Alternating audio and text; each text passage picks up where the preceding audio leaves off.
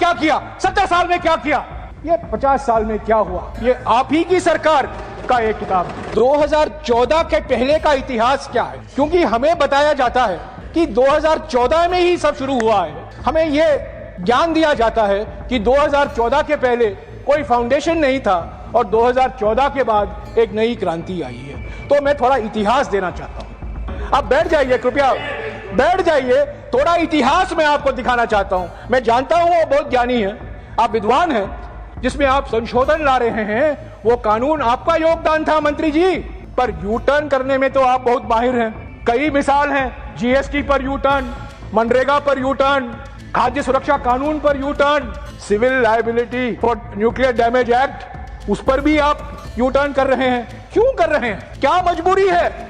इतिहास को वापस लिखने में आपका कोई मुकाबला नहीं। इतिहास, असली इतिहास को भूलने में और नया इतिहास लिखने में आपसे कोई मुकाबला नहीं, आप उसमें बहुत माहिर हैं। सर, मैं आप सदन के सामने, सदन के समक्ष 3 मुद्दे रखना चाहता हूं।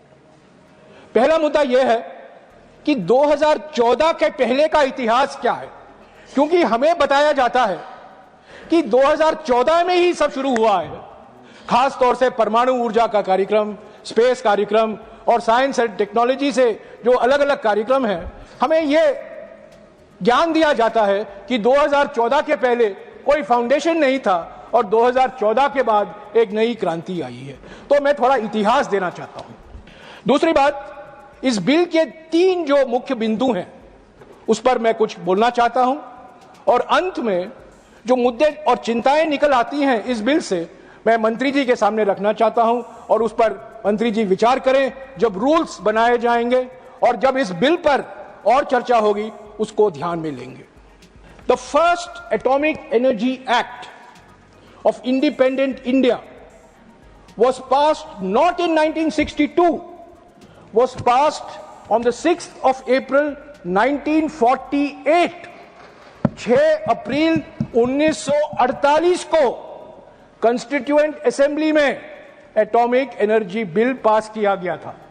बहस हुई थी, जवाहरलाल नेहरू ने इस मोशन को मूव किया था और 30 या 40 सदस्यों ने इस बहस में भाग ली और 1948 में अगस्त के 6 तारीख को पहला, आता हूं मंत्री जी, मैंने आपको सुना है, आप बैठ जाइए, कृपया बैठ जाइए, थोड़ा इतिहास मैं आपको दिखाना चाहता हूं। मैं जानता हूं वो बहुत ज्ञानी है, आप विद्वान हैं।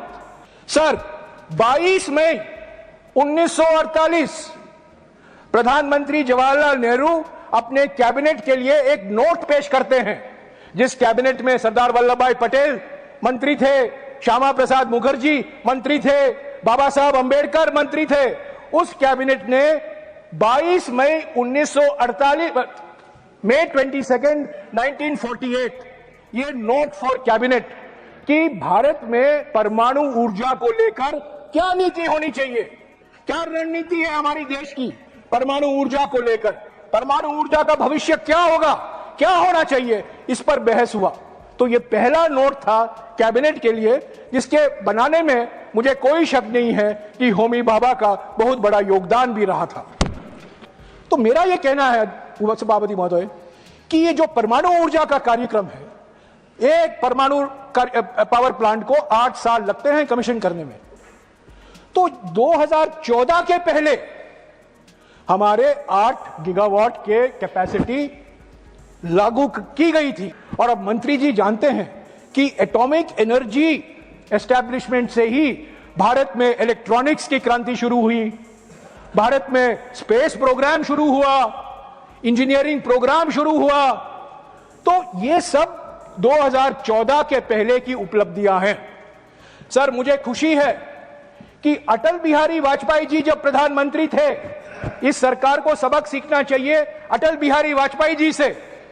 पोखरण 2 के बाद अगस्त के महीने में 1998 50 years of atomic energy research एक किताब निकाला जाता है।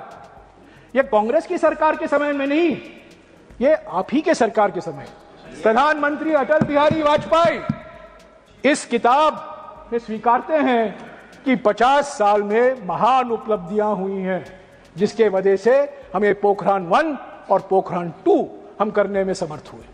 अब पढ़ना चाहिए, मैं टेबल पर रखूंगा, मंत्री जी जानते हैं, पर अलग अलग सांसदों को भी पढ़ना चाहिए कि 50 साल में 70 साल में क्या किया, 70 साल में क्या किया, ये 50 साल में क्या हुआ, ये आप ही की सरकार का एक किताब है। सर 2014 के पहले की उपलब्धियों के बारे में ज्यादा और कुछ नहीं कहूंगा, क्योंकि ये सब सामने है। रिएक्टर को लेकर, न्यूक्लियर रिसर्च को लेकर, न्यूक्लियर इंफ्रास्ट्रक्चर को लेकर बहुत बड़ी उपलब्धियां हुई हैं। पर सर दूसरी बात, ये सिविल लायबिलिटी की बात जो अभी अभी मंत्री जी ने कहा है, सर 30 अगस्त 2010 अरुण जेटली का यह भाषण है राज्यसभा में, और मेरे पास 25 अगस्त 2010 का भाषण है जसवंत सिंह जी का है लोकसभा में। और अरुण जेटली के नाम पर तो आप क्रिकेट स्टेडियम बना देते हैं, पर अरुण जेटली जी का जो योगदान है कानून बनाने में, उसको आप नकारते हैं।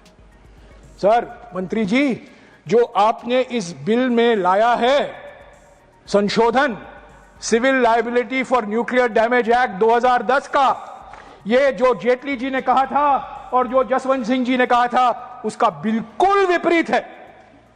तो हमें बताइए क्यों आप संशोधन कर रहे हैं, क्यों आप अरुण जेटली का योगदान को नकार रहे हैं, क्यों आप जसवंत सिंह जी को नजरअंदाज कर रहे हैं। कांग्रेस को छोड़िए, आप ही के नेता, आप ही का योगदान, ये 2010 का कानून जिसमें आप संशोधन ला रहे हैं, वो कानून आपका योगदान था मंत्री जी। पर यू टर्न करने में तो आप बहुत माहिर हैं। कई मिसाल हैं, जीएसटी पर यू टर्न, मनरेगा पर यू टर्न, खाद्य सुरक्षा कानून पर U turn, civil liability for nuclear damage act, उस पर भी आप यू टर्न कर रहे हैं। क्यों कर रहे हैं, क्या मजबूरी है? क्या अमेरिका के साथ रिश्ते और मजबूत करने हैं इसीलिए आप कर रहे हैं? क्या प्राइवेट कंपनियां आपको मजबूर कर रहे हैं इसको संशोधन करने में? प्लीज सदन को विश्वास में लीजिए, क्यों 15 साल बाद आप ये संशोधन ला रहे हैं? सर प्राइवेट सेक्टर तो तीसरा मुद्दा है इस बिल में।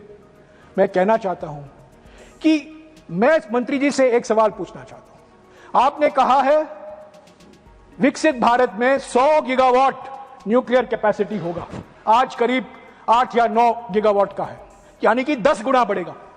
मैं आपसे सवाल पूछना चाहता हूं, आपका नजरिया क्या है, आपका विजन क्या है, इसमें प्राइवेट सेक्टर कितना है और इसमें पब्लिक सेक्टर कितना होगा? और मेरा यह सीधा आरोप है कि यह बिल सिर्फ प्राइवेट सेक्टर कंपनियों के लिए ही है, निजी क्षेत्र का योगदान बढ़ाने के लिए है। तो मंत्री जी, मैं आपसे पूछना चाहता हूं, हमारे देश में क्षमता है, हमने 220 मेगावाट की प्लांट लगाए हैं, 540 मेगावाट का प्लांट लगाया है, ककरापार में हमने 700 मेगावाट का प्लांट लगाया है। मैं आपसे गुजारिश करूंगा 700 मेगावाट प्लांट को एक वर्कहॉर्स बनाइए, और जो रिएक्टर हैं France, America, England, south Korea, अलग अलग देशों से मत लाइए, जो हमारे देश में हम आत्मनिर्भर हैं। 700 मेगावाट का प्लांट हम लगा रहे हैं, गुजरात में लगा हुआ है, प्रधानमंत्री जानते हैं, प्रधानमंत्री वहां गए हुए हैं। उससे आप प्रेरणा लीजिए और स्टैंडर्डाइजेशन कराइए। ये वेंडर ड्रिवन बिल मत कराइए। कंपनियों द्वारा जो बिल आप ला रहे हैं, आपने 3 कानून लाए थे कृषि क्षेत्र में, आपको वापस लेना पड़ा, क्योंकि वो भी प्राइवेट सेक्टर से आपको ऑक्सीजन मिल रहा था। इस बिल का वो भविष्य नहीं होना चाहिए। तो मंत्री जी, जो हमारे देश के विशेषज्ञ हैं, उनके विचार को सुनिए। ये जो बाहर से प्राइवेट कंपनियां आती हैं और कुछ ना कुछ हमें ज्ञान देती हैं, उसके पीछे में हम मत पड़े। ये प्राइवेट कंपनियां मिलते रहते हैं, प्राइवेट कंपनियां के रोज अखबार में पढ़ता हूं, प्राइवेट प्राइवेट प्राइवेट प्राइवेट। पर जो हमारे पास क्षमता है, जो हमारे साइंटिस्ट लोग कह रहे हैं, उसका नजरअंदाज मत कीजिए। मंत्री जी, 2009 में मुझे सौभाग्य था कि मैं ऊर्जा मंत्रालय में MOS था। सुशील कुमार शिंदे जी हमारे कैबिनेट मंत्री थे, और हमने पहली बार NTPC और NPCIL के बीच में जॉइंट वेंचर कराया। जो आप कह रहे हैं ना, हमने कराया 2015 में, ये 2009 और 2010 में कराया गया था। एक चीज, इतिहास को वापस लिखने में आपका कोई मुकाबला नहीं है। इतिहास, असली इतिहास को भूलने में और नया इतिहास लिखने में आपसे कोई मुकाबला नहीं, आप उसमें बहुत माहिर हैं। तो मंत्री जी, 2010 में एनटीपीसी और एनपीसीआईएल के बीच में जॉइंट वेंचर हुआ था। ऐसे जॉइंट वेंचर को प्रोत्साहन दीजिए, अलग अलग कंपनियों को प्रोत्साहन दीजिए और अलग अलग कंपनियों को यह कहें कि अगर आपको न्यूक्लियर प्लांट लगाना है, हमारे देश के लिए न्यूक्लियर एनर्जी जरूरी है, तो हमारे टेक्नोलॉजी के आधार पर ही लगाइए। ऐसे तो कुडनकुलम में 6 रिएक्टर, रशियन रिएक्टर लग रहे हैं, वो ठीक है, वो निर्णय ले गया, हुआ था जो हुआ है। पर आगे में ऐसा नहीं होना चाहिए कि हम सिर्फ इंपोर्ट पर डिपेंडेंट हों। हमारे क्षमता पर हमें हमारी रिएक्टर लगने हैं। आज भी मंत्री जी, मैं आपको याद दिलाना चाहता हूं, फ्रांस में सारा न्यूक्लियर रिएक्टर गवर्नमेंट कंट्रोल का है और फ्रांस में 70% बिजली न्यूक्लियर एनर्जी से आता है। 70% electricity comes from nuclear sources and all nuclear plants in France are owned by the government. और फ्रांस में जो हर साल न्यूक्लियर परमाणु स्रोत पर निर्धारित बिजली का उत्पादन होता है, वो एनपीसीआईएल की तुलना में 7 गुना है। इसका माने यह है कि एनपीसीआईएल को और भी बढ़ावा दे सकते हैं। एनपीसीआईएल को और मजबूत कीजिए, एनपीसीआईएल को और ऑक्सीजन दीजिए, और साधन दीजिए, और निवेश कीजिए, और जरूर आप निजी क्षेत्र को प्रोत्साहन दें। मेरा कहने का यही एक मकसद है मंत्री जी। आपकी कई मजबूरियां हैं, अमेरिका की मजबूरी है, विदेशी कंपनियों की मजबूरी है, हमारे निजी कंपनियों की मजबूरी है। मजबूरी में बिल मत लाइएगा। इस पर और विचार विमर्श, मैं जानता हूं कि आप 1 साल से इस पर विचार कर रहे हैं, पर और विचार करने से कोई आसमान नहीं गिरेंगे।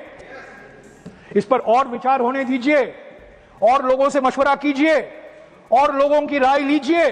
पर एक चीज याद रखिए मंत्री जी, अगर हमने अपने पब्लिक सेक्टर का नजरअंदाज किया, अगर आपकी मंशा यह है कि पब्लिक सेक्टर को हम नीचे गिराएंगे और उसके स्थान पर हम प्राइवेट सेक्टर को प्रोत्साहन करेंगे, ये हमारे देश